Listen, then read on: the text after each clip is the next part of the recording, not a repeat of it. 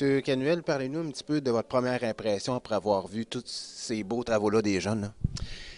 Ça, ça m'impressionne toujours hein, de voir vraiment ce qui se passe en éducation publique et de voir vraiment les succès qu'on n'entend pas parler assez.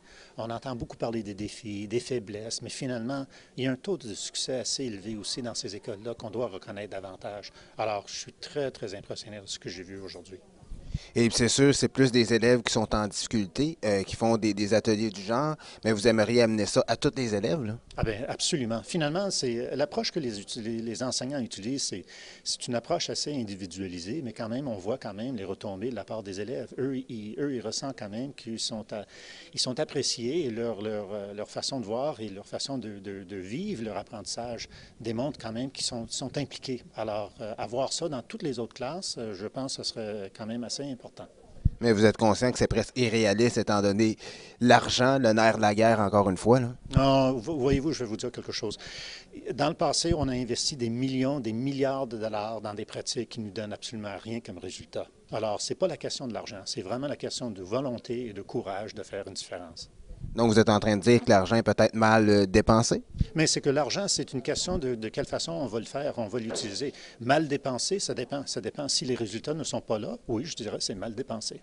Et parlez-nous un petit peu du prix Ken Spencer. Qui est ce jeune homme, là? Dr. Ken Spencer, c'est un entrepreneur, c'est un type qui avait une compagnie qui était impliquée dans la photographie en Colombie-Britannique. Il a vendu sa compagnie et ses patentes à la compagnie Kodak pour 1,3 milliard de dollars. Alors, depuis ce temps-là, il a investi vraiment beaucoup d'argent dans l'éducation publique à travers le Canada.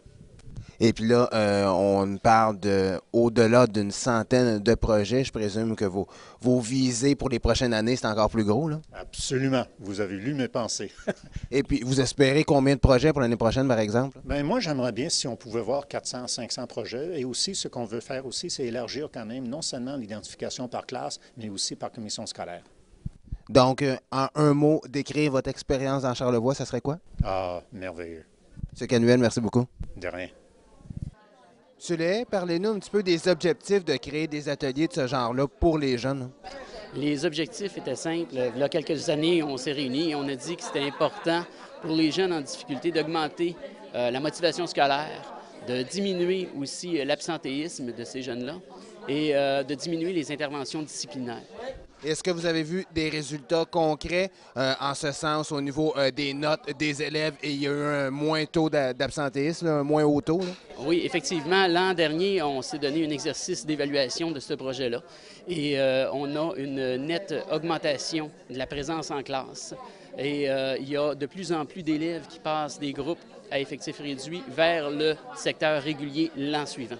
Donc, c'est ça que vous visez, que ces élèves-là en difficulté soient dans une classe, permettez-moi l'expression, régulière par la suite, là? C'est un des objectifs, mais ce n'est pas le seul. En fin de compte, ces élèves-là doivent avoir des situations d'apprentissage qui leur permettent d'augmenter aussi leur rendement académique, d'augmenter l'estime de soi, qu'ils soient bien à l'école. Et puis là, être choisi parmi la centaine de projets, quel sentiment qui vous habite, là? Ah, c'est grande fierté pour l'équipe enseignante, grande fierté pour les élèves. C'est au niveau national, 109 projets qui ont été accueillis, puis ils en choisissaient 3. On est le 3e prix. Premier prix au niveau de la province de Québec. Je pense que il n'y a rien de plus à dire qu'une énorme fierté, là. Et la suite des choses, avec un beau prix comme ça, je présume que vous allez pousser encore plus loin pour les prochaines années, là? Effectivement, il y a plein d'idées en tête, là.